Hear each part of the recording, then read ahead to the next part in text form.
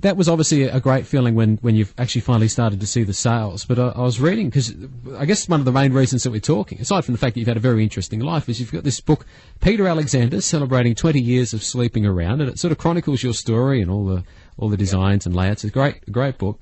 And I was reading in there, you were asked to produce some pajamas for Cleo Magazine, but a mistake was made on the label. So that must have been the worst moment of your life. Yeah, that was right at the beginning of my career. I was at a nightclub, and I was dancing with some girl who said she worked at Cleo Magazine, and they were looking for someone to produce pajamas. Now, I obviously had produced probably about 50 at a like each time I produced them, I produced 50. Yeah. And I said, I can produce pajamas. I'm really good at pajamas. And she said, well, we need 5,000 pajamas in the delivery. And I said, oh, okay, I can do that. Not thinking, how the hell am I going to, first of all, finance it, get a factory to make it.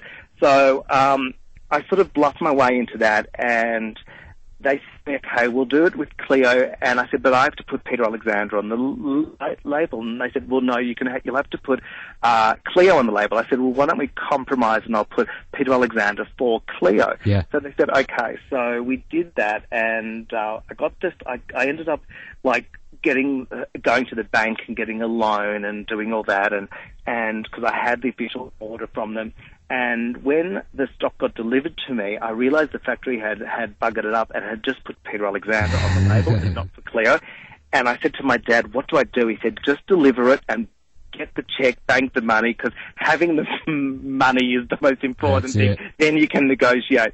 So I went up, delivered the pajamas. They didn't notice it. They gave me the check. I rushed to the bank, paid the extra $7 to get the thing, the bank done quickly, because it was like $100,000.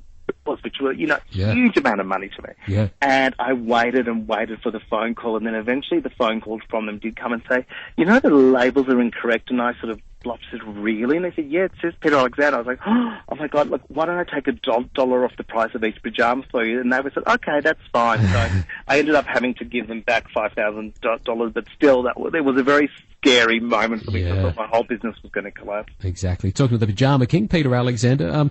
Sadly, you lost your father when you were just sort of starting to reach the heights. Yeah. After the Cleo debacle, my father unfortunately got cancer and died very quickly.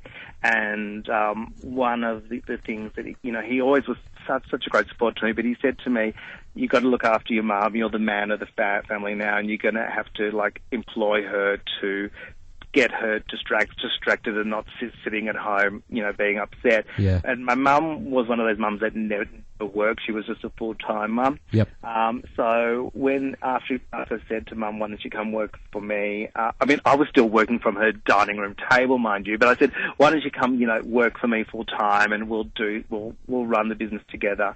And so we did that for the first 10 years of our we worked side by side. We rarely fought.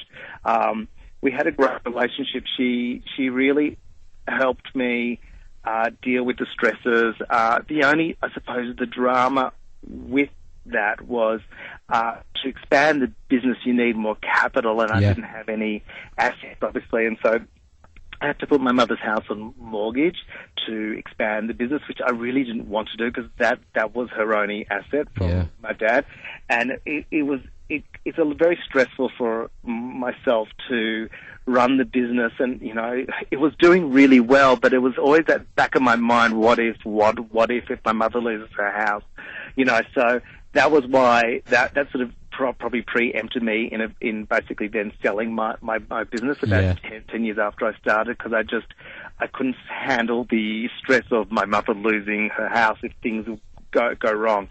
But for the first 10 years, I must say, we had a really easy ride. It just grew and grew and grew. It actually grew to the point where I was freaking out because it was going too well, and I knew I couldn't handle it on my own, and I didn't know what I was really doing. So well, sometimes I shouldn't complain about success, but it was really sort of freaking out a bit. Sometimes success can be scarier than failure, can't it? Yeah. Well, success.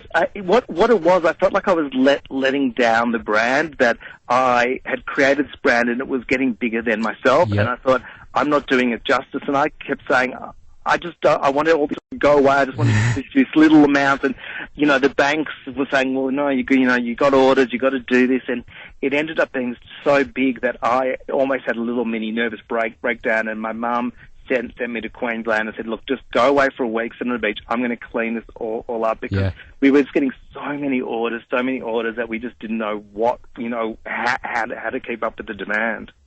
You were learning on the job, weren't you? You were learning your lessons as they came along. Absolutely. I mean, we worked, it wasn't until about 4 years that we ended up turning a profit, because we had to learn on the job, make mistakes, learn from it, not do it again. So we were really home business.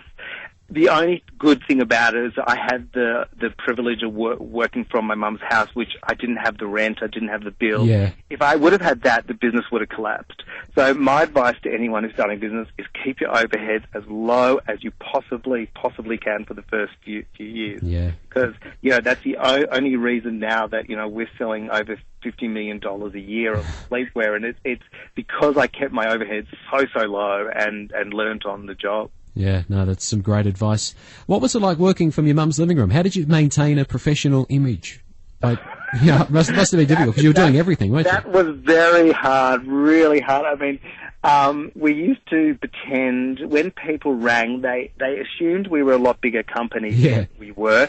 So when people rang, I used to pretend that I wasn't Peter Alexander, that I was Jim the stockroom man, or I was at customer service. My mum was Janelle the receptionist. So we've got different personas, and we used to pretend to, hold on, I'll just transfer you to the stockroom. We used to put the hand over the phone, and I would change voices, because people assumed we were huge. And my mum had a phone up next to her bedroom, and I remember somebody called in the middle of the night, and mum was like, hello, and they were like, is this Peter Alexander? I was like, yeah, and I was like, all these terrible things happened that we just kept blowing our cover. But it was one of those things where when buyers would come to our house, they'd go, but you're working from a house, and I'm like, yeah, and my garage was a stock room, and we had all my friends working on the telephones. It was just a disaster, but it was the good times. When I look back, that's what the brand was really about. It wasn't about getting flashy offices. It was really about just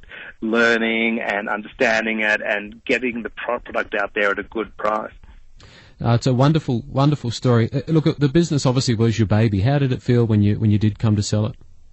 As I said, I was almost to the point of really getting stressed out, because I thought I'd grown this baby into a teenager, and the teenager was rebelling. It was almost sort of going out of my control, and I knew that it was time to sort of give it to some professionals that could basically handle this brand to make it into an adult, because I couldn't do it. I just didn't have the business know-how to do that. So I approached actually the Just Jeans, which is now called the Just Group, and I said, look, I don't know if you guys even know me, but this is my catalogue, this is what I do, and I think I need some help. And I didn't hear from them for a while. Then eventually they call and they said, look, we're quite interested in having a look at your business. So they came and, got their accountants to have a look, and they all went through. And I remember my mum and I thinking, oh, God, is it going to happen?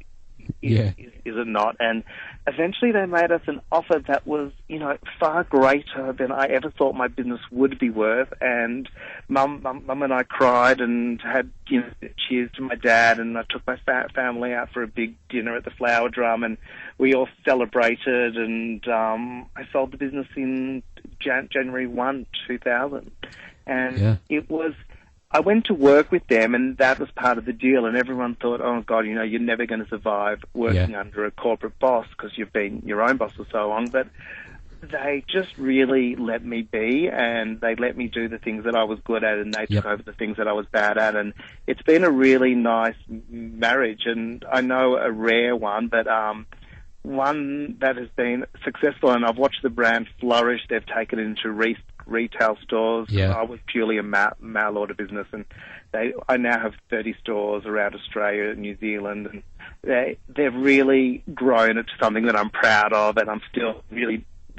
I still go to work every day. Everyone thinks that I don't actually go to work every day, but I do. But I remember when I sold this business, there were two clauses in my contract which they asked me about. One was that I wanted to bring my dogs to work, and the other was that I wanted to bring my mother to work. Right. There was one that they were a little bit funny about, and I think it wasn't the one with the 4 legs. So they were a bit funny about my mum. But we all went there, and it's funny, the dogs lasted longer than my mum. But I'm still there, and it's been 10 years with them, and it's been a really nice journey. Have you done your best creative work without the stresses of worrying about growing the business? Absolutely, and I've done my best sleeping. To be able to go to sleep with not owing the bank money, with not worrying about my mother's mortgage, has been such a privilege. And people always said, but what if you would have kept it? Look how, rich you might have been. I was like, but you can't think like that. You know, it's more about a quality of life. And who knows,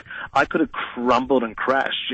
So I'm very happy with the Just Group. They really let me be, and they haven't tried to mold me into something I'm not. They understand my quirkiness, and as long as I produce the goods that are selling, I suppose they'll let me do it. But I enjoy going to work much more now. I love watching the sales figures. I love designing.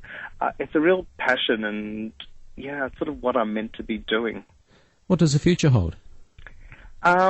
The future holds for me, I was thinking about that quite recently, because it has been 10 years since I signed with the Just Group, and I was thinking, okay, what's the next 5 years looking like? And I'm thinking that, my baby Peter Alexander has grown into almost like, an adult now, and I sort of feel that I've got a bit more work to do in taking it still to the next step, which is sort of either branching off into different ideas or taking it overseas, or, I don't know, doing different departments in it. Yeah. I don't feel like I've completed the journey there yet, and I don't think I ever will, actually. I think even if I left Peter Alexander, I'm always going to be Peter Alexander. So I'm always going to be sort of tied to this brand. And when I go out to stores and meet customers, they sort of say, oh, we just love it. And it's sort of weird that it gives people so much joy in buying these gifts. And I don't know, I get a real buzz from the whole thing still. So I still see myself as part of Peter Alexander, at least for the next 5 years. No, it's a wonderful Australian success story, one of the best. How did the book come about? The book about, 20 years was a real milestone, and I'm very proud of what my mother and I achieved, and what I achieved, particularly coming from, a bad school life, and with my father passing on. I just thought I wanted to write it down and put the 20 years down so I could sort of move on to the future. So I started writing this book, and just to I suppose the biggest message I wanted to get out there, and I do talk at schools a lot, is that don't let your school life define what and who you are, because it doesn't really work for some people like that.